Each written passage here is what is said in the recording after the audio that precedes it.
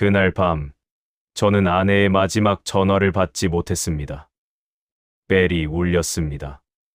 화면에 아내의 이름이 떴습니다. 손이 폰 쪽으로 갔습니다.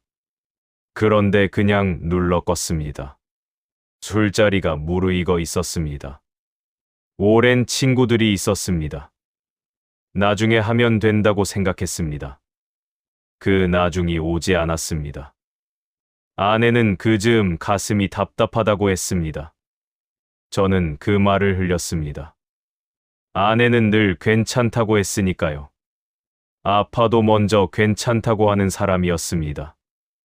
그 괜찮다는 말 뒤에 얼마나 많은 것들이 숨어 있었는지 저는 몰랐습니다. 이런 상황이 벌어진 데에는 아주 충격적인 이유가 있었습니다. 그날 밤 아내는 혼자 집에서 쓰러졌습니다. 저는 웃고 있었습니다. 술잔을 들고 있었습니다. 아내가 전화를 눌렀을 때 얼마나 힘들었을지, 얼마나 무서웠을지, 저는 그걸 나중에서야 생각했습니다. 이튿날 새벽, 딸아이에게서 연락이 왔습니다. 어머니가 쓰러지셨다고, 구급차가 왔다고. 저는 신발도 제대로 못 신고 뛰어나갔습니다. 택시 안에서 아내 번호를 눌렀습니다. 당연히 받지 않았습니다. 그 신호음이 얼마나 길게 들렸는지 모릅니다. 병원에 도착했을 때 아내는 중환자실에 있었습니다. 유리창 너머로 봤습니다. 코에 관이 꽂혀 있었습니다. 기계 소리가 규칙적으로 울렸습니다. 평생 함께 산 얼굴인데 그렇게 낯설어 보인 건 처음이었습니다. 의사 선생님이 말씀하셨습니다. 조금만 더 일찍 오셨으면 좋았을 거라고. 조금만 더 일찍. 그 말이 귀에 박혔습니다. 전화를 받았더라면, 조금만 더 일찍 집에 들어갔더라면, 조금만 더 일찍 그 말들을 들었더라면. 복도 한쪽에 주저앉았습니다. 딸아이가 옆에 와서 앉았습니다.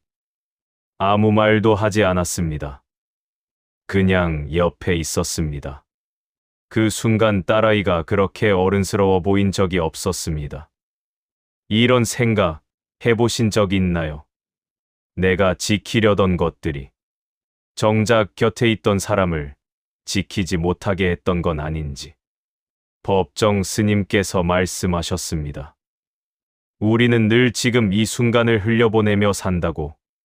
나중에 하자고, 다음에 하자고. 그러다 나중이 오지 않는 경우가 생긴다고. 저는 그 말씀을 아내를 보내고 나서야 읽었습니다. 읽으면서 손이 떨렸습니다. 지금 이 이야기를 꺼내는 건 혹시 지금 이 순간에도 벨 소리를 넘기고 계신 분이 있을까 봐서입니다. 나중에 하면 된다고 미루고 계신 분이 있을까 봐서입니다. 그 나중이 오지 않을 수도 있습니다. 저는 경상도 산골에서 태어났습니다. 글벽에 슬레이트 지붕이었습니다. 비 오는 날이면 지붕에서 물이 샜습니다. 어머니는 대야를 갖다 놓고 그 옆에서 아무렇지 않게 바느질을 하셨습니다. 퉁퉁 물 튀는 소리와 바느질 소리가 섞인 그 밤이 지금도 귀에 남아 있습니다. 가난은 어릴 때 그냥 일상이었습니다. 다들 그렇게 사니까 불평할 생각도 못했습니다. 그런데 나이가 들면서 가난이 무서워졌습니다. 내 아이에게 새는 지붕을 물려줄 수 없다는 생각이 들었을 때부터였습니다. 그 무서움이 제 평생을 움직인 것 같습니다.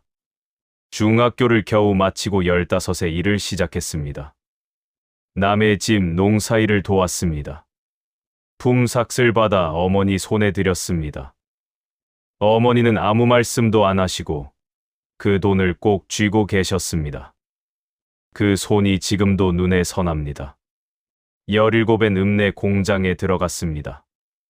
직물 공장이었습니다. 기계 소리가 하루 종일 귀를 먹먹하게 했습니다. 반찬 없는 도시락을 구석에서 먹었습니다. 그래도 맛있게 먹었습니다. 배가 고프면 일을 할 수가 없으니까요. 20살이 넘어 서울로 올라왔습니다. 보따리 하나 들고 서울역에 내렸을 때 사람이 그렇게 많은 걸 처음 봤습니다. 다들 어딘가로 빠르게 걷고 있었습니다. 저는 그 사람들 사이에서 한참을 멍하니 서 있었습니다. 어디로 가야 할지 몰랐습니다. 고향 선배를 찾아 구로동 공사판에 들어갔습니다. 새벽 6시부터 해질 때까지 시멘트 포대를 날랐습니다. 철근을 묶었습니다. 손이 까져 피가 났습니다. 장갑이 달아도 새 걸 살 돈이 아까웠습니다. 겨울엔 손이 얼었습니다. 발가락 감각이 없었습니다. 그래도 멈추지 않았습니다. 돈을 벌어야 했으니까요. 혹시 이런 경험 해보신 적 있으신가요? 그때 우리가 얼마나 많은 것을 당연하게 버텨냈는지. 25의 아내를 만났습니다. 선을 봤습니다. 둘 다 말이 없었습니다. 어색하게 국수를 먹었습니다. 헤어지면서 아내가 한마디 했습니다. 열심히 사시는 분 같아서 좋았습니다. 열심히 사는 게 전부였던 그 시절. 그 말이 왜 그렇게 위로가 됐는지 모릅니다. 결혼을 했습니다. 창문도 없는 남의 집방 한 칸이 신혼방이었습니다. 이불 한 채가 살림의 전부였습니다. 그래도 웃었습니다. 아내가 먼저 말했습니다. 둘이 있으면 된다고, 뭐든 해보자고. 그 말이 필요했습니다. 돈보다 그 말 한마디가 더 필요했던 시절이었습니다. 법정 스님께서 말씀하셨습니다. 가난하다고 불행한 것이 아니라 가난을 부끄러워할 때 비로소 불행해진다고. 그 신혼 시절이 딱 그랬습니다. 가진 건 없었지만 부끄럽지 않았습니다. 지금 생각하면 그 단순함이 오히려 부럽습니다. 아무것도 없던 그 시절이 가장 가벼웠던 시절이었습니다. 결혼을 하고 나서 책임감이 더 강해졌습니다. 아내가 생기고 아이가 생겼습니다. 혼자 있을 때와 무게가 달랐습니다. 아침에 눈을 뜨면 제일 먼저 드는 생각이 오늘 얼마를 벌 수 있을까였습니다. 그 생각으로 하루를 시작하고 그 생각으로 하루를 마쳤습니다. 새벽 5시면 일어났습니다. 아내가 차려준 된장찌개와 김치로 밥을 먹고 나왔습니다. 고맙다는 말 한마디 못하고 나왔습니다. 늘 그랬습니다. 버스 안은 저 같은 사람들로 가득했습니다. 다들 말이 없었습니다. 졸거나 창밖을 보거나 그 침묵 안에 다들 같은 것이 들어 있었습니다. 오늘도 버텨야 한다는 것. 공사 현장은 매번 달랐습니다. 아파트를 짓기도 했고 도로를 깔기도 했습니다. 여름 공사판이 제일 힘들었습니다. 시멘트 바닥에 햇볕이 반사되면 눈을 뜰 수가 없었습니다. 땀이 비 오듯 쏟아졌습니다. 점심시간에 그늘 한 켠에 쪼그리고 앉아서 도시락을 먹는 그 잠깐이 하루 중 제일 좋은 시간이었습니다. 이런 생각 해보신 적 있나요? 그늘 한 조각이 그렇게 고마웠던 시절이 공사가 끊길 때가 있었습니다. 일당을 못 받는 날이 생겼습니다. 그런 날은 집에 일찍 들어가기가 싫었습니다. 아내의 눈치가 보였습니다. 아내는 아무 말도 안 했습니다. 그냥 밥을 차려줬습니다. 그 말 없음이 더 무거웠습니다. 그래서 일이 없는 날에도 읍내를 돌아다녔습니다.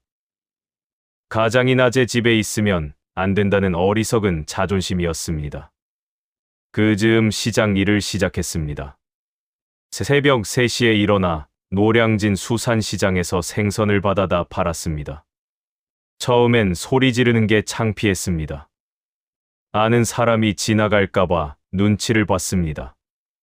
그런데 며칠이 지나니까 그것도 없어졌습니다. 먹고 사는 일 앞에서 창피함이 오래가지 않았습니다. 밤기차를 탄 적도 많았습니다. 지방 현장이 생기면 일당이 조금 더 됐습니다. 부산, 대구, 광주. 보름씩 한 달씩 집을 비웠습니다. 밤기차 창문에 얼굴을 기댔습니다. 까만 밤이 흘러갔습니다.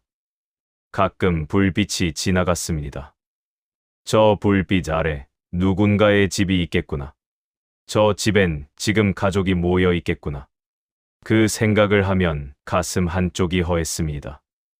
아내 배가 불러오던 때에도 저는 밤기차를 탔습니다.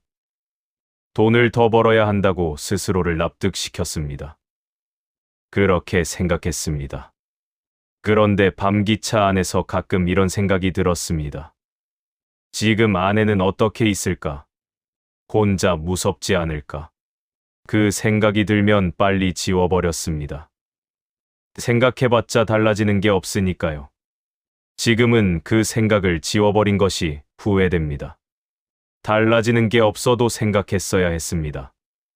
그 마음을 아내한테 전했어야 했습니다. 보고 싶다고, 걱정된다고. 그 말 한마디가 그렇게 어려웠는지 모르겠습니다. 법정 스님께서 말씀하셨습니다. 사람은 무언가를 얻으려고 달리다가 정작 소중한 것을 잃어버린다고. 저는 그 시절 돈을 얻으려고 달렸습니다. 그러면서 무엇을 잃고 있었는지 그때는 몰랐습니다. 이런 생각 해보신 적 있으신가요? 열심히 살았는데 왜 자꾸 미안한 사람이 생기는지. 첫 아이가 태어나던 날, 저는 분만실 밖에서 담배를 피웠습니다. 아들이라는 말을 들었을 때 눈물이 날 것 같았습니다. 꾹 참았습니다. 남자가 눈물을 보이면 안 된다고 생각했습니다. 지금 생각하면 그냥 울었으면 됐는데 아들 얼굴을 처음 봤을 때 너무 작았습니다. 손가락이 5개인 게 신기했습니다. 제 손가락을 쥐는 힘이 생각보다 셌습니다. 그 순간만큼은 세상에 아무것도 없었습니다. 그런데 그 순간이 너무 짧았습니다. 다음 날 지방 현장 일이 있었습니다. 저는 가야만 했습니다. 아들이 자라는 걸 저는 띄엄띄엄 봤습니다. 집에 들어오면 자고 있었습니다. 나갈 때도 자고 있었습니다. 어느 날 갑자기 말을 하고 있었습니다. 어느 날 갑자기 걷고 있었습니다. 어느 날 갑자기 학교에 가고 있었습니다. 자식이 크는 걸 놓쳐버린 것 같은 그 허탈한 느낌. 해보신 적 있으신가요? 아들이 초등학교 3학년 때였습니다. 운동회가 있었습니다. 달리기를 한다고 했습니다. 아침마다 일찍 일어나 골목을 뛰었다고 아내한테 들었습니다. 저는 그 달리는 모습을 본 적이 없었습니다. 운동회 전날 밤, 아들이 옆에 와서 앉았습니다. 아버지, 내일 오실 거죠? 그 눈이 기대로 가득했습니다. 저는 가겠다고 했습니다. 못 갔습니다. 거래처 사람이 갑자기 올라왔습니다. 저녁에 집에 들어가니 아들이 거실에 조용히 앉아 있었습니다. 체육복 차림 그대로였습니다. 저를 보더니 말했습니다. 아버지 왔어요? 그리고 방으로 들어갔습니다. 서운하다고도 왜 안 왔냐고도 하지 않았습니다. 그 침묵이 지금도 생생합니다. 그날 밤 아들 방에 들어가지 못했습니다. 미안하다고 말하면 될 것을 들어가질 못했습니다. 뭐라고 해야 할지 몰랐습니다. 아버지로서 미안하다는 말이 그렇게 어려웠습니다. 나라이는 달랐습니다. 일찍 체념을 배운 아이였습니다. 아버지한테 뭔가를 기대하지 않는 것 같았습니다. 그게 더 마음이 아팠습니다. 중학교 2학년 때 일찍 들어온 날, 딸아이가 부엌에서 저를 봤습니다. 잠깐 멈추더니 말했습니다. 아버지, 저랑 한 번만 같이 걸어요. 동네 한 바퀴만요. 오래 참다가 겨우 꺼낸 말이었습니다. 얼굴에 기대와 두려움이 같이 있었습니다. 거절당할 것을 이미 알면서도 해본 말이었습니다. 저는 피곤하다고 했습니다. 나라이는 그렇구나 하고 다시 부엌으로 들어갔습니다. 그날 이후 그 말을 다시는 하지 않았습니다. 그때 분명히 무슨 말을 하고 싶었을 텐데 그 한마디가 얼마나 오랫동안 꺼내지 못했던 말이었는지 그때 저는 몰랐습니다. 자식에게 미안한 기억은 시간이 갈수록 또렷해집니다. 잘해준 일은 흐릿해지는데 못해준 일은 선명해집니다. 운동회 날 그 뒷모습이 선명합니다. 부엌으로 돌아가던 그 뒷모습이 선명합니다. 자다가 그 장면들이 떠오를 때가 있습니다. 그럼 다시 잠들기가 어렵습니다. 이런 생각 해보신 적 있으신가요? 사과할 타이밍을 놓쳐버려서 평생 마음에 걸린 일이 아내에게 끝내 못한 말이 있습니다. 당신이 있어서 버텼소. 그 한마디였습니다. 40년을 살면서 단 한 번도 제대로 하지 못했습니다. 무뚝뚝해서 그랬다고, 경상도 남자라서 그랬다고 변명했습니다. 그런데 솔직히 말하면 두려웠습니다. 그 말을 꺼내면 단단하게 버텨온 것들이 흔들릴 것 같았습니다. 아내는 평생 불평이 없었습니다. 돈이 없는 달에도, 며칠째 집에 안 들어간 날에도, 시어머니 병수발 5년을 혼자 하던 시절에도 묵묵히 했습니다. 저는 그게 당연한 줄 알았습니다.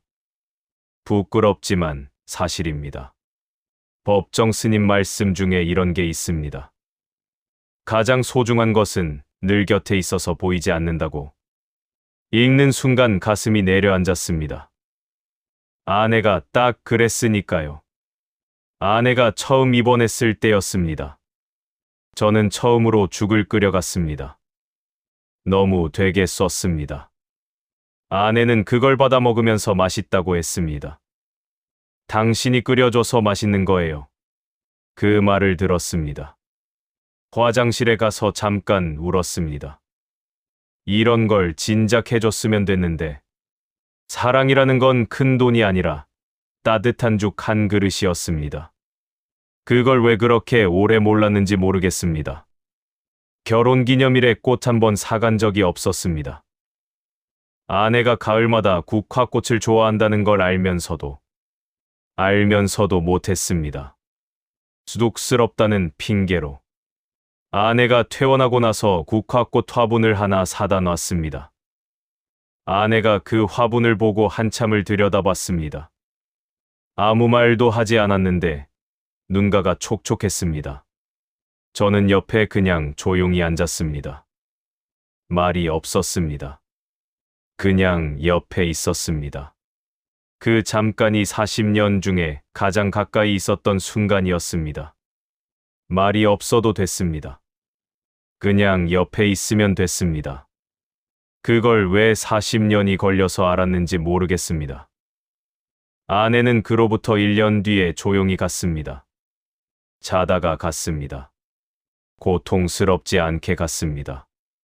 발인 날 아침 마지막으로 얼굴을 봤습니다. 편안한 얼굴이었습니다. 저는 그때 그 말을 했습니다. 아무도 없는 틈에 혼자. 당신 덕분이었소. 살아있을 때 못한 말을 그제야 했습니다. 들었는지 모르겠습니다. 그래도 했습니다. 이 나이가 되고 나서야 보이는 것들이 있습니다. 더 벌겠다고, 더 높아지겠다고 내달렸던 그 시간들이 인생에서 가장 후회되는 선택이었습니다. 조금 덜 벌어도 됐습니다. 아들 운동회에 갔더라면, 나라이와 동네 한 바퀴 걸었더라면, 아내 옆에 더 있었더라면, 그 시간은 나중이 없었습니다. 법정 스님께서 말씀하셨습니다. 많이 가지려 할수록 삶은 무거워진다고. 저는 평생 채우려고만 살았습니다. 그러면서 정작 채워야 할 것들을 비워버렸습니다. 가족이라는 그릇을 비워버렸습니다. 인생은 쌓는 것이 아니라 남기는 것이더군요. 사람의 마음에 무엇을 남겼는지가 결국 전부였습니다. 지금 이 나이에 와서야 그걸 압니다. 여러분은 어떠신지요? 지금 붙잡고 있는 것이 정말 놓치면 안 되는 것인지. 오늘 이 이야기가 여러분 마음 한켠에 닿으셨다면 조용히 공감 한번 눌러주시겠습니까? 구독 버튼도 아직 안 누르셨다면 옆에 버튼 한 번만 눌러주시면 좋겠습니다. 여러분의 지난 이야기도 댓글에 남겨주시면 저도 천천히 함께 읽겠습니다. 우리는 그저 그 시절을 버텨낸 사람들입니다. 오늘 밤은 자신을 조금 덜 탓하셨으면 합니다. 그것만으로도 충분합니다. 끝까지 들어주셔서 감사합니다.